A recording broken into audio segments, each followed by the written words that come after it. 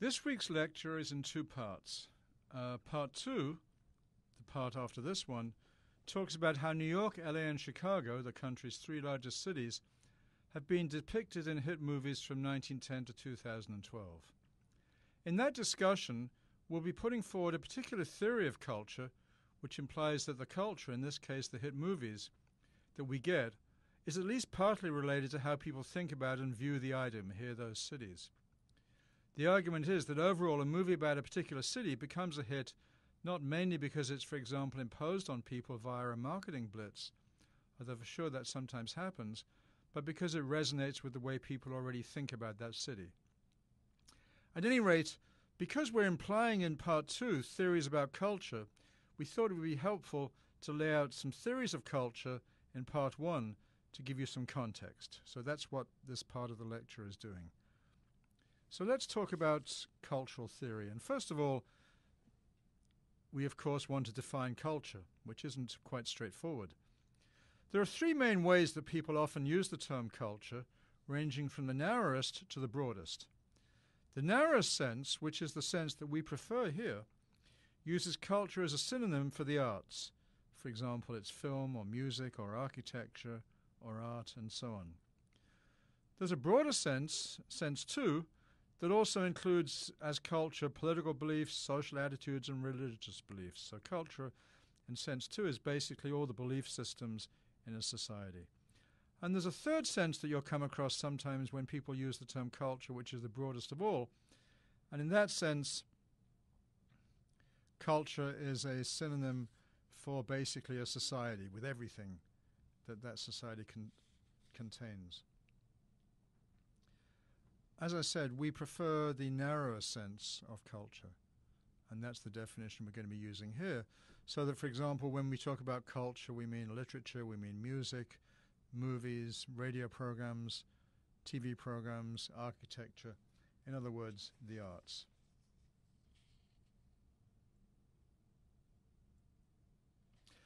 We're now going to move on and talk about a very important set of topics in cultural theory, and that's the distinction between popular culture and high culture, which really dominated a lot of the debates about culture for a long time.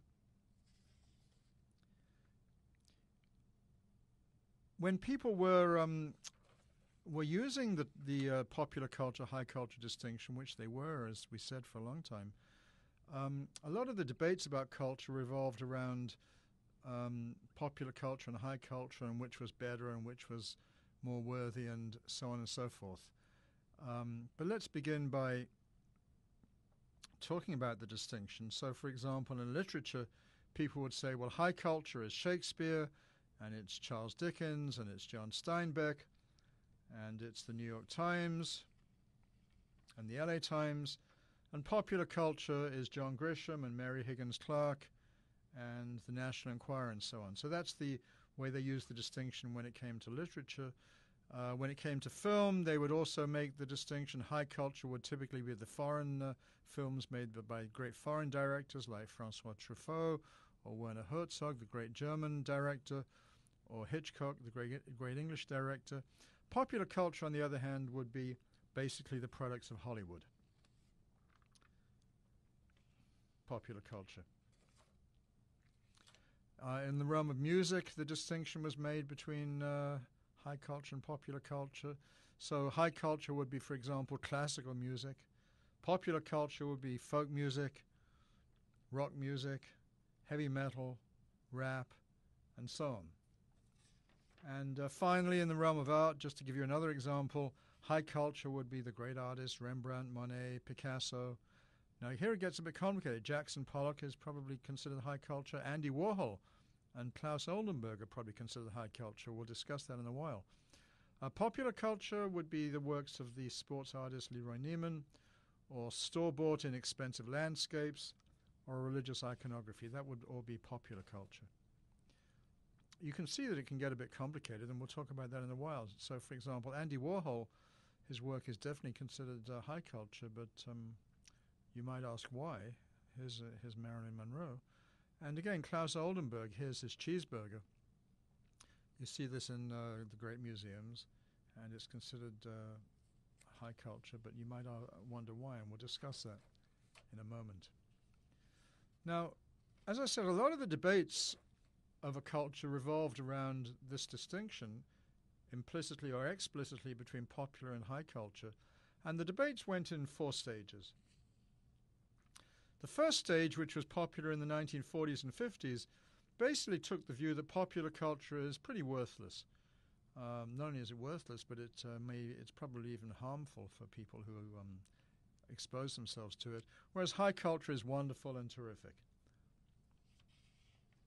A set of theorists who put forward this view, often called the Frankfurt School of Sociologists, basically argued that culture involves the domination of the masses by large corporations, which basically produce movies, Hollywood, for example, and then have huge advertising budgets to force us to go and see them. That would be an example of the view that popular culture is basically imposed upon us and is harmful. When Elvis Presley first came along, again, he was viewed by many people, cultural critics, as an example of harmful popular culture. Now, the second stage in the popular culture, high culture debate was really pioneered by sociologists, for example, the great sociologist Herbert Gans. And they said, look, wait a bit, maybe popular culture isn't so bad after all. They went out and actually studied culture. And they said, hey, look, it's not that bad. They still thought that high culture was better, but they argued it wasn't that bad. So Herbert Gans went to study a quote-unquote slum in Boston, the west end of Boston, just before it was supposed to be knocked down, and was knocked down to make way for modern buildings. And he said, look, there's a working-class lifestyle going on there. There's social life. People support each other. There's some rather valuable stuff there. I mean, he agreed that maybe it should be knocked down, but he said, look, it's not worthless. It's definitely not worthless. Stage 3 in the debate about popular versus high culture is really quite radical. You can understand it when you look at it in the context of stages 1 to 2. It argued basically popular culture is in some ways superior to high culture. In some ways it's better. A classic book that argues this is the book by the great architects Robert Venturi and Denise Scott Brown called Learning from Las Vegas. And what they did is they went to the Vegas Strip and they looked at the architecture, which most architects in those days would have thought was pretty crass. And they said, look, this is really quite interesting. And they even said it's as interesting as the medieval cathedral and rather similar, because they said what's going on here is that the buildings are designed so you can see from the outside, and especially from driving past them, what goes on inside those buildings. So at the Luxor Casino, you see from going past it, and you can see from a long way away, it's a casino in the style of Egypt. And they said, look, modern architects are building glass steel boxes. They're really in some ways not as interesting. You can't tell from those boxes, those glass and steel towers, what's going on. In some ways, the Vegas Strip is more interesting. And as I said, they compared it to the medieval cathedral, which they said, look, is a building that you can tell from a long way away what's going on there. It's a house of worship. And so this was the argument, that maybe some things in popular culture are superior to high culture. And then the fourth stage in the debate, represented by a book, for example, by David Halley, Inside Culture, argues that really in the end, when all is said and done, and especially these days, it's not that easy to make a distinction between popular culture and high culture. It's not that easy to put things in a box and say, well, this kind of art is liked by the masses and that kind of art is liked by elite people, or this kind of music is engaged in by the masses and this kind of music is engaged in by elite people. Maybe this distinction isn't very useful after all. Maybe things are more blurry. And I think that in some ways is where the current debate stands.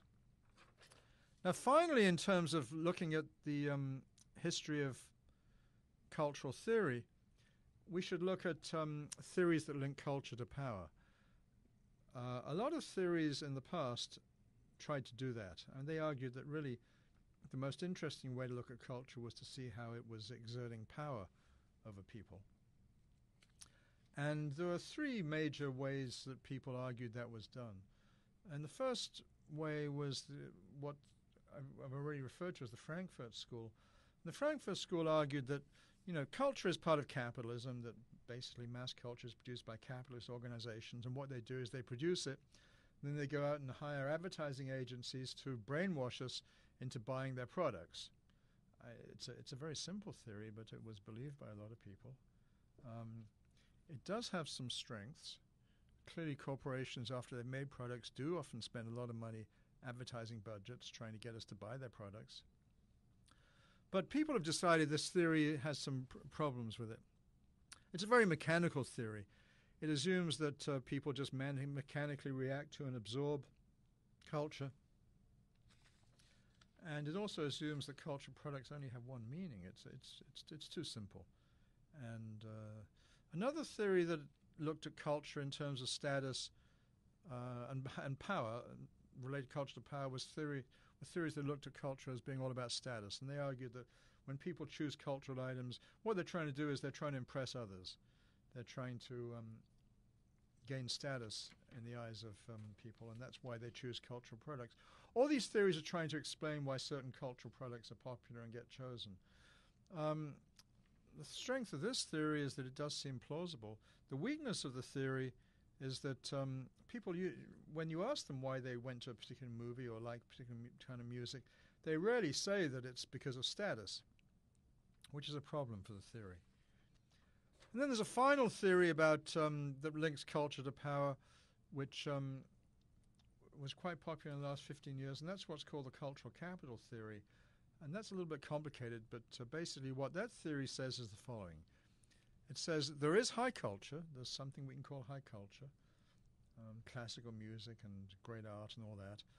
And it argues that in order to appreciate that high culture, you need a lot of training. You either need to have come from a cultured family, or you need to have got a lot of education. And so they argue the working class typically they don't have that, and so they can't really understand and appreciate high culture. That's stage one. And stage two, they say, is that the dominant class then uses high culture to exclude the working class from jobs and to increase its own solidarity. So that, for example, if you go for an interview at a law firm, you want a job at a law firm, you've gone through law school, at some point during the interview, this theory suggests the interviewer will subtly start introduce, for example, music or art, and talk about maybe classical music or art, or talk about a book they've read recently, or a great book. And if you, the interviewee, can't talk knowledgeably about high culture, the argument goes, they're not going to hire you. But this theory suggests that culture is being used by the dominant class to exclude people whom it doesn't want. What are the strengths and weaknesses of cultural capital? Well, the strength is that it does seem like you need a lot of background to understand high culture. But the weakness is that